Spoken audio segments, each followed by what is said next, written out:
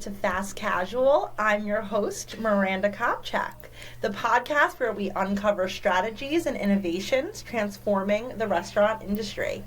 Today, I am excited to have Jamie Starner, president of the Restaurant Recruitment Roundtable and a seasoned people and talent acquisition leader. With over 10 years of experience, Jamie is a true connector and culture champion, bringing fresh insights on innovative recruitment strategies and leadership. I am thrilled to have her joining today, and I want to pass it over to you, Jamie, because I feel like I cannot do your history justice. So, give the listeners, kind of walk us through, your, 60-second elevator pitch. Sure. Well, thank you for that, and thank you so much for having me on the show today. I'm excited to be here. I'd like to say 10 plus, but really it's like 20 years in restaurants and hospitality. So I have worked for prominent brands like Benihana, Raw Sushi, P.F. Chang's, Kona Grill, most recently Bar Taco, and I've recently made the transition to the food and beverage industry, the beverage and manufacturing industry. So now I am the TA Ops and Technology Leader for Swire Coca-Cola, which is actually the largest manufacturing company in the U.S. So with that, I do own president and founder of the Restaurant Recruitment Roundtable, as well as Top Shelf People Consulting, and I'm very passionate about restaurants and people and all things related to HR. Amazing. So so you've recently made this switch from hospitality to beverage, and I know you still dabble in consulting and making sure that your passion and your expertise is still, of course, heard across various brands. But tell me a little bit about that switch. So I guess what have been your biggest takeaways from that, differences, I guess, with kind of what seems like it might not be a big leap and a big jump, but probably it is very different day to day. So it's, still high volume, still supporting, we have the sales support restaurants and convenience stores and grocery stores and stadiums. So still very tied together. I think one of the biggest differences that I've noticed is the investment in people. In other industries. So I've worked for companies, that had, one of the companies I worked for had about 14,000 employees, and we had an HR team of 10. Right now I'm working for a company that has about 8,000 employees, give or take, and we have about 80 HR people. So the difference in the support has been astronomical, and that's really something that has resonated with me, that I would love to kind of hopefully that hospitality starts seeing that when you invest in your HR team, you're investing in your people ultimately. That's actually such an interesting point, because, when I think of HR teams, I think of these very large, multi-facet, organizations. And I chat with HR and operations leaders every single day, and I always learn, I'm like, wait, there's 3 people running this entire operation, and you guys are hats off to you. I'm like, somebody give you guys the Nobel Peace Prize, or time or something. How are you? I'm like, oh my gosh, you're keeping this afloat, and it's crazy when you think about it. And I think that's such a kind of correlating, because people is really at the root of hospitality. That's what it comes down to. Yes. We can have the best operation, we can have the best food, we can have the best anything, but I always feel like I leave a restaurant, I'm like, that was a great guest experience. That ambiance is incredible. It, you can give me the best steak ever, but if it took 4 hours to come out, I'm gonna remember that. That's right. So I think that I think that's a really good piece of advice for our listeners, is invest in your people, and that starts with the foundational HR team. 100%. And I think, at the end of the day, a lot of, we're seeing closures, we're seeing bankruptcies, we're seeing layoffs right now in the industry. There was just another release that Panera is doing a second round of layoffs. They just announced that this week. So I'm staying very abreast of what's happening because of the 2 businesses I own. But I think what I'm really realizing amongst all this time and this recent journey is that, if you look at the bottom line, if you look at your labor, yes, it costs more money to invest in new technology, new resources, better benefits, a bigger people team, but you're investing in something that's going to make an impact long term for the company. And one of my favorite bosses, Jeff Clark, he was at Kona. He said to me once that you're stepping over a dollar to pick up a penny. And that's really resonated with me recently, that you're looking at this penny, this bottom line, this P&L for this week, and you're missing all these other things that you could do that you might see a big impact here in 3 months, 6 months, a year. Yeah, I think that with chatting with, hospitality leaders every single day, that's a big theme that comes up. It's like the P&L, and figuring out where we can optimize the spend, how we can, of course, make more money, spend money to make money, all of those things. But then, when talking about different HR solutions, operations solutions, I'm like, we need to start looking at things like turnover. We need to start looking at things like turning off our third-party delivery systems. We need to start looking at things like general managers wasting time with candidates that don't meet their criteria or don't even show up for interviews. We need to start looking at all of these different aspects that affect the time spent, the customer, the day-to-day operations. It becomes a domino effect, and all of it comes back to people. If you don't have the right people in those stores, if you don't have the right people on the ground, what do you have? 100%. I say it's the common denominator against all your problems. You don't have great service, you probably don't have great people. You don't have great food, you don't have great people. You don't have good sales, you probably don't have great people. So I think it's absolutely the common denominator.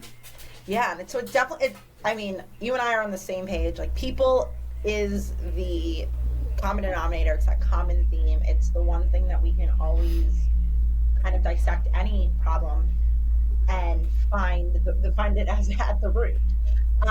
You've led multi-unit recruiting efforts. Clearly, you've had your hand in multi brands, concepts, different, a handful of diverse HR experience. And I guess, what strategies have you found to be most effective in ensuring a seamless recruitment process to find those right individuals? 100%, it's the relationships. So understanding the business needs, connecting and partnering with operations is where you start that strategy.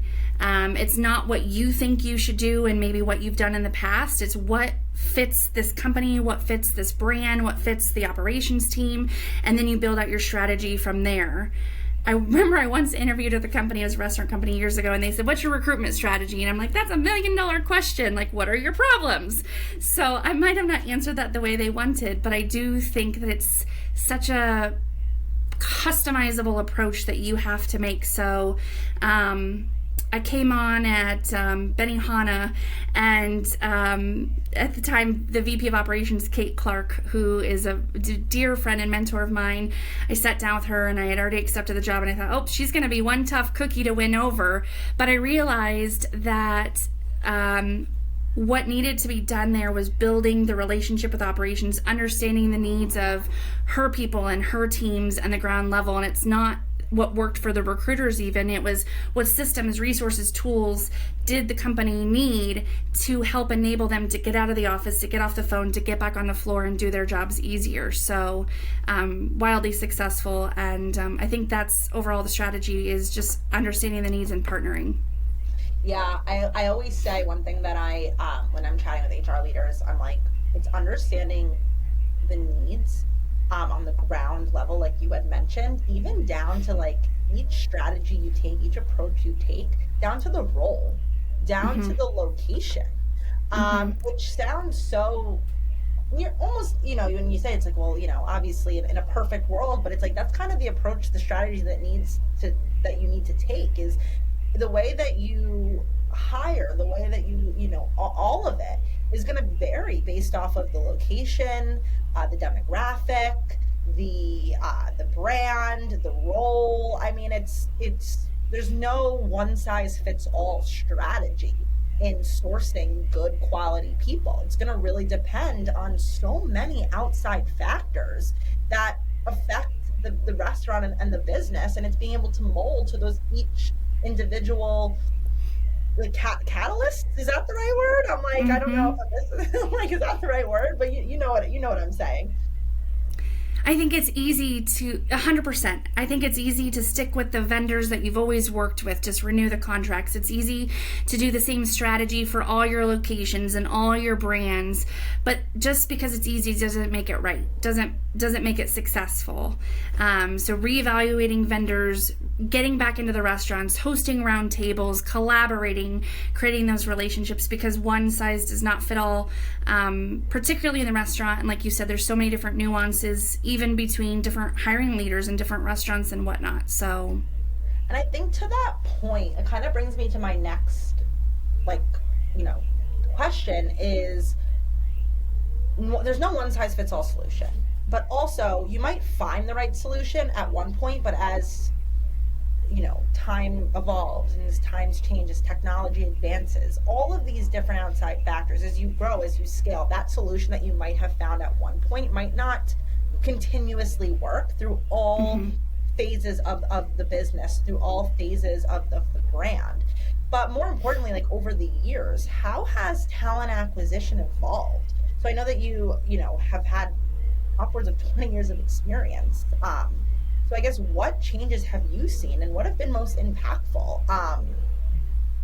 Such a good question. I mean, we've gone, when I was applying for jobs 20 plus years ago, you were expected to take a pen with you and your 2 forms of ID and fill out a paper application. And I remember applying at Houston's. I walked in and they said, "Do you have a pen?" And it was the middle of summer in Arizona. I live in Phoenix. It was 115. I forgot the pen. I was so embarrassed that I never went back, but they did not offer one unless you brought one with you, right? So that was over 20 years ago. And nowadays, no one's really using paper applications. Maybe if you're like a small independent owner.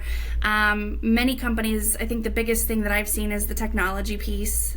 Even if we're talking about like AI, which is the buzzword nowadays, I think that's the biggest change I've seen. And then I also think the other change that we're seeing that was more recent, really with, I'd say, the COVID and pre-pandemic, is that now we're realizing how much we have to take care of our people and how important that was. I'd like to say HR always knew that, but I do think it was a wake-up call for everybody that now more than ever, there's fewer people that are working in the restaurant industry. A lot of people left because it's tough work. It's nights, it's weekends, it's holidays, it's standing, it's an average of 55 hours a week. It's not for the faint at heart. So taking care of our people and recognizing that people are starting work later, people aren't moving out of their parents' houses till later. So I think it's that personalized approach. So over 20 years, I'd say technology. Within the last, I would say it's the people approach and how we're taking care of our people. And now really realizing, I would say, is probably the biggest 2 changes. I love that pen and paper analogy because I don't know, maybe this is something I've always thought this in my head, but maybe it's because it's from my parents. But every job interview I've ever gone to, I've brought a pen and paper with me. And I've never had to use it. I've never had to use it, but maybe one time my parents told me, they're like, "You must have the pen and paper." And for some reason, I've just always assumed that if I go into a job interview that's in person, I do not have a pen and paper, I am unprepared. And I come in, I have my resume, they have my resume on the computer, like they've seen it. I've got my pen and my paper. And you said that, I was like, I always assumed I needed a pen and paper, but I don't think I need a pen and paper. But for the younger generation listening, still bring the pen and paper just in case, because you never know. To take notes. They wouldn't even let me do an application, but in that case, I still think for the younger generation, it's great to take notes. So yes, take notes. I will say, so it's kind of going off of that technology. That's been the biggest evolution, of course, and obviously, like you mentioned, like AI, buzzwords. There's so much being thrown out there. What is your advice to HR leaders and individuals in talent acquisition, HR, that might be weary of technology, especially these changes, because it can be scary. And I think I think AI to a lot of people is scary.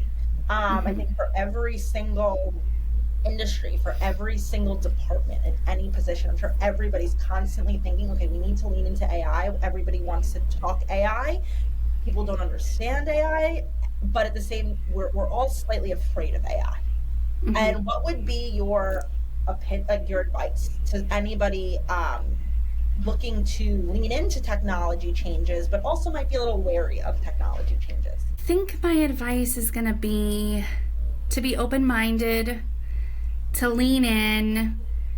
I don't think AI is ever going to take over most jobs. I think it's going to replace people who don't use it. So how do you lean on it to streamline your efforts, to make things more efficient, to help you so you can spend more time and energy in those other things and less on the administrative work? So I think just dabbling a little bit and trying a couple things is how I would say you really can't break it. Just have fun, but lean in, and I think everyone was. It's not going anywhere. It's not going away. So you don't want to be the blockbuster, is what I'll say. That's actually so. I feel like that.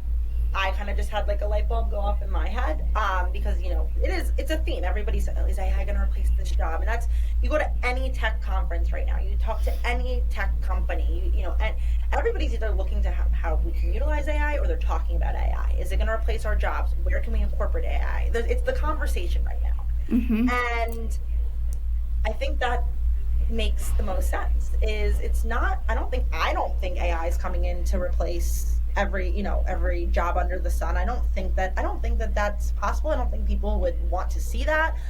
But to your point, it's going to replace the people that don't lean into it, because it's, how can I best use AI?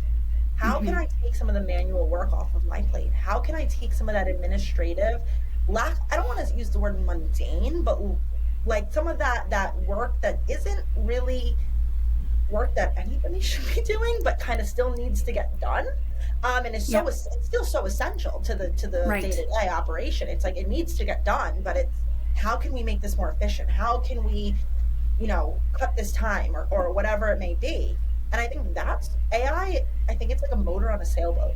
It's like, ooh, I like that. It's a motor on a sailboat. That's what it comes down to. It's, we can spend 2 years trying to cross the ocean. I don't even know if it took anybody 2 years to ever cross the ocean, but 6 months to cross the ocean, or it can take us 5 days to cross the ocean. Somebody still's got to drive the ship. Somebody still got. I love these analogies, but someone's got to still drive the ship. Somebody is, still needs to get it from point A to point B.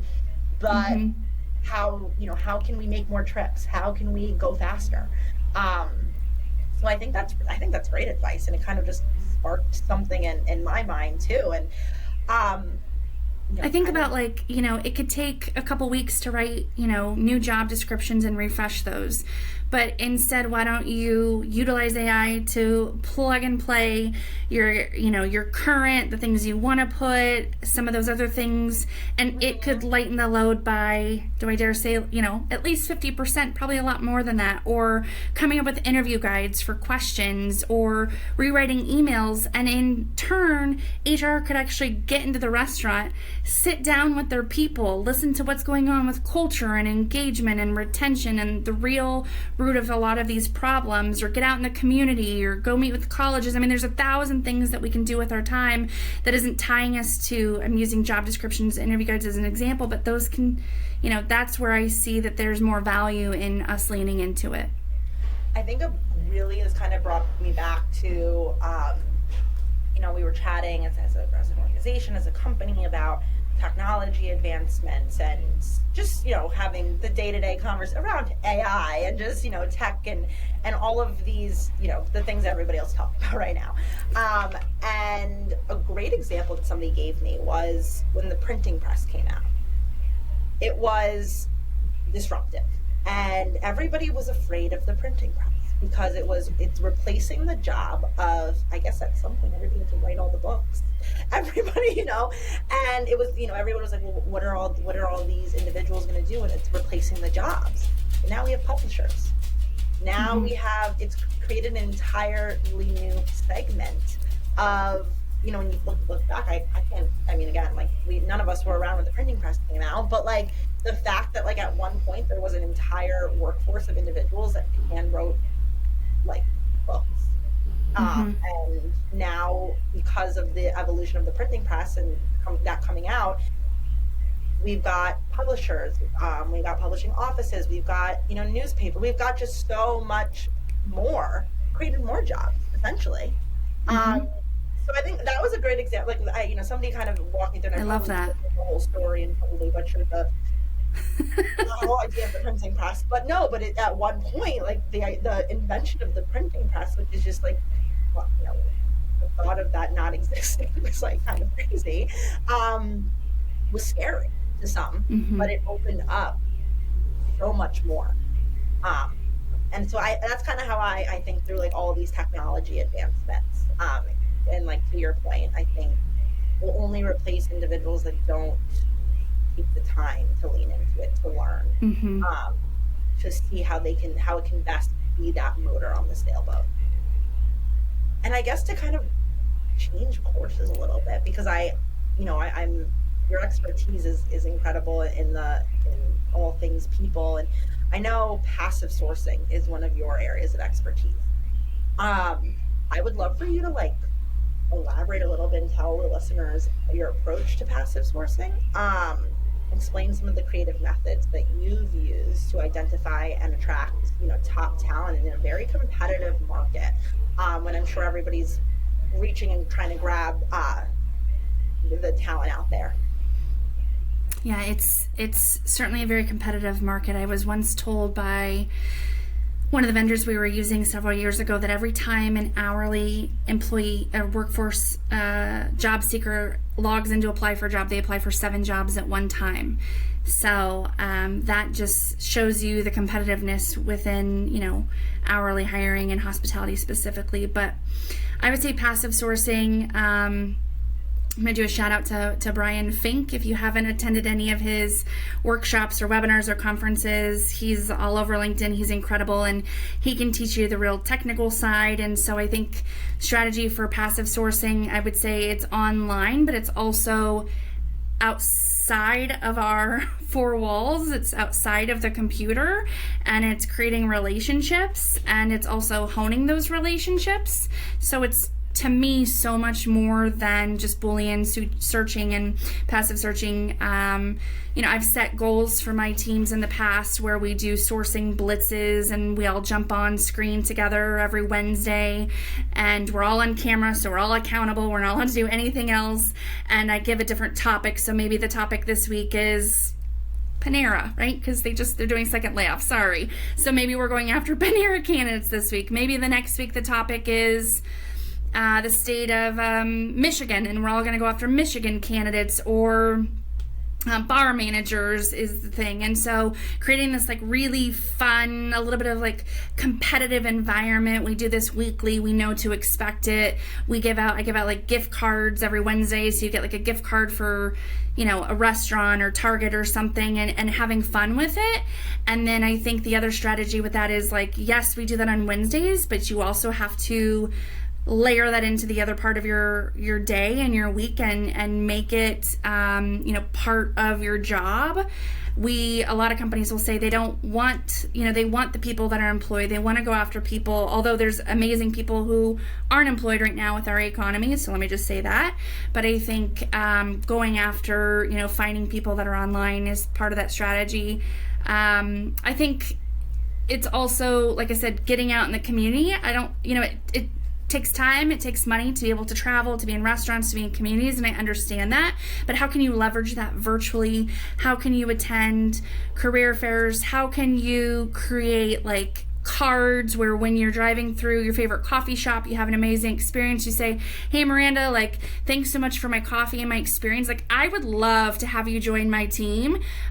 Here's a free couple free tacos. Come in and dine with us, and I'd love to talk more about that. So I think it has to be really genuine and not too salesy is my idea and strategy for passive sourcing. So it's thinking outside of the computer, it's being genuine, and just having those like really strategic ways that you're going to do it.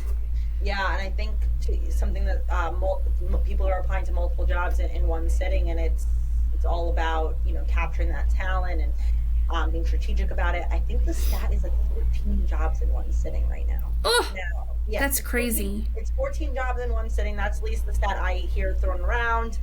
Now imagine I sit down, 2 times a week, 3 times a week. I mean, I'm no math whiz, but you're applying over 30 jobs, and so it's how can you grab that employee's attention. I'd love to kind of piggyback off of that. So I know that you mentioned it's kind of thinking outside the screen, thinking outside the box, I guess, which is the screen. But would love to hear, I guess, how you've seen like social media play a role in passive sourcing, because obviously that's still the screen, but and outside of technology, it's like social media is not going anywhere either. So Yeah. how have you seen like avenues like TikTok, Instagram? Absolutely. Yeah, I think social media is crucial. I think have fun with it, make it genuine. Don't use cookie cutter and images. Make sure they're of your people, highlight your culture, highlight your environment. I think it's also a really good way to incentivize and engage your existing employees. So it's like, going out, being in the environment, talking about what you're seeing and how you're having a great time. And, if you post it, then they get excited and they want to share it with their friends, and then their friends share it. And so they get to see, like, what does the typical day look like? What is the realistic job preview? So I think social media is crucial. I think it's understanding what audience is on each of those forms, because who's on Facebook is not necessarily on LinkedIn, is not necessarily on TikTok. And so you might have to change your mode and your method and your communication style a little bit with each of those things. But I think there's avenues for all of those, and there's value in all of those. Yeah, and I think I'm like so happy you said this, because chatting with individuals every day, I think there's a lot of education to be done around the power of social media when it comes to targeting the potential employee. Because when you think through social media, a lot of HR leaders, they think of it as more of, well, we got a marketing team there, and I'm like, but they're targeting the customer. That's right, it's different. It's employer so branding. Yeah. Branding, which of course, like I'm not gonna lie, like I'm on TikTok. One of my favorite things to see is how funny some of the brands are when they comment on other videos. I don't know if you've ever seen that, but it's like, that there's like a young, 20-year-old, like just on their phone, like signed into like Charmin Ultra account or like a McDonald's account. I saw Zillow the other day, and they're just firing away some like incredible comments or like absolutely across social media, and I'm like, I love this. Like, this is amazing, because you just know that somebody has it on their phone, or like, and it's great. But to that point, like obviously that's brand. Here we are, we're talking about it. That's exactly the whole point. Continuing to voice, who they are as a brand, get the word out there, all of those things. At the same time, that can be used to generate good quality talent. Yes. So now let's start marketing on social media to the potential employee. You're going to tap into a completely hidden job market. I think it's partnering with marketing, but I think employer branding typically falls under the TA function.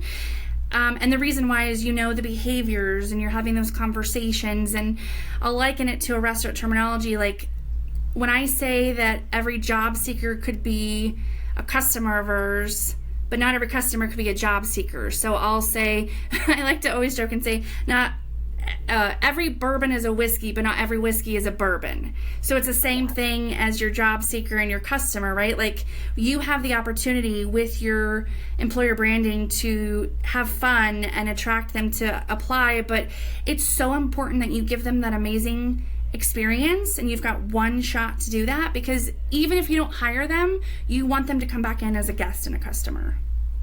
And I think if they have passion for the brand, it's only going to radiate in the guest experience. So, like, to that point, That's right. I never thought about it like that.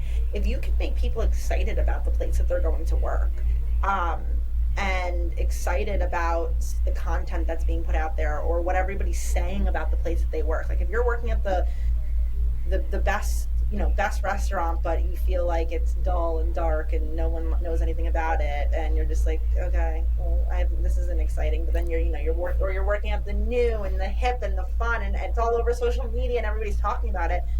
that's going to radiate in Yes. your work ethic. You're going to be like, this is fun. Like, this is a good place to work. This is a fun place to work. And I feel like I'm Yep. part of something bigger than myself, something fun, Mm-hmm. something that everybody's talking about. Mm-hmm. They go hand in hand. It's all intertwined. Marketing, HR, operations, it's all one big happy family. And I know that you've been a really strong advocate for like diversity and inclusion in recruitment. What are some of the particular and practical and just overall steps that you've taken with restaurant leaders to build more of like an inclusive and diverse team and environment? So that's a great question. So I think sometimes you have to start small if you don't have a big if you don't currently have a big DEI initiative or ERG group. So starting small and maybe starting with women, right? Like we want to get more women up in leadership positions and more females in the kitchen. That's a great example. So also finding out how are you going to get the buy-in and the support from leadership, because that's crucial at the executive level. So if there's an initiative that maybe they're a little hesitant about promoting, it's, making sure that they understand how you can do that and how you can execute it. I remember I worked for a company and we were trying to increase our female cooks and chefs to the back of the house positions, and I was looking at all of our employer branding and marketing materials, and I realized, gosh, all of the photos are of men. We don't have any women represented in this.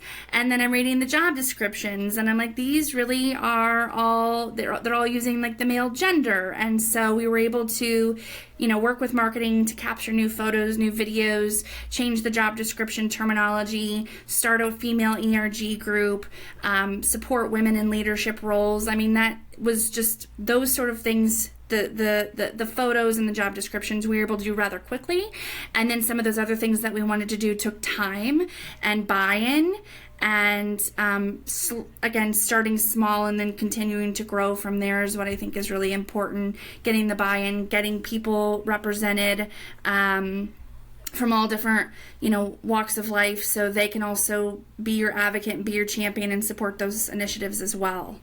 I love that, and I guess to kind of go off of that, I'm interested, and I know I'm sure a lot of listeners and female listeners as well are interested. How do you go about getting that buy-in?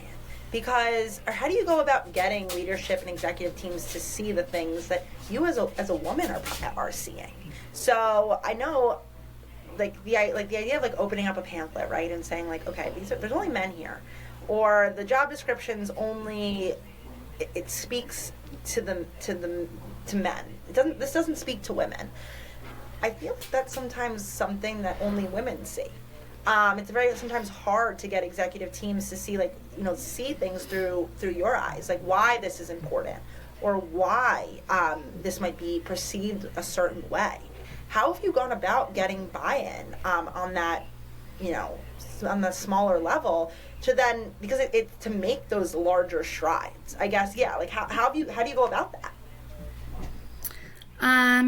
Well, in the specific example that I gave earlier, I went about it in two different ways. One, I was able to pull some data and statistics that talk about diversity, and when you have a more diverse group of people, you have more ideas, you have more productivity, you have more, people have a stronger feeling of belonging, which increases your retention rates, and so you can kind of come at it at like the statistical way. There's a website called In Her Sights, which is one that you can post your jobs and you can promote them. It can get some data. And then I think the other thing is finding a mentor and another female leader that I found who was then going to kind of like lock arm with me, and we were going to go about making this change together. And by having someone from a leadership role who was also in line with what we were talking about, some of these initiatives really helped us kind of approach it from a different way. So it wasn't just because I thought we needed it, but hey, here's some statistical backing, here's some different resources, and then here's somebody that is going to come forward and say, hey, we really need these resources because we're lacking inclusivity and all these other things that I could probably talk about for hours, but those are, that's kind of how I started that. It goes back to the first point, which is everything goes back to people. You find the right people to help with your cause. You find the right people to help paint the picture. You find the right people to partner with and align with. You're able to get things done. Because it is such an important initiative. It is so, hats off to you. I think I'm hoping one day to be a woman in leadership. Hoping that this podcast helps. You are a female leader. Titles, you are a female leader. To feel like they can use their voice and have these conversations, be a woman in hospitality, a woman in sales, learn from other women in their field of work, or seeing and hearing other women use their voice and have these types of conversations. And I think it's just so important. But at the same time, it's also important to ensure that the right people are listening, that you have the right people on your side. So I think it also goes back to that whole point of people, and people is that common denominator. Mm-hmm. I love that. I feel like that is this has been just I've had such a great time. I feel like I could talk with you for hours. Likewise. To talk about HR initiatives, talk about technology, talk about women and diversity and growth. There's just so much I feel like that I've gained from this conversation. So really, Jamie, thank you for sharing your valuable expertise on all of the above. Thank you for sharing an insight into your leadership in the restaurant industry. To our listeners, I hope today's conversation has sparked as much excitement to you as it has for me. And don't forget to follow Jamie on social media. Follow her work with the Restaurant Recruitment Roundtable for further insights in the hospitality space. But again, Jamie, this has been incredible, and I'm so happy that you were on the today's episode. Thank you so much for having me. It's been my pleasure. Amazing. Well, thank you, and this has been Fast Casual. Chat soon.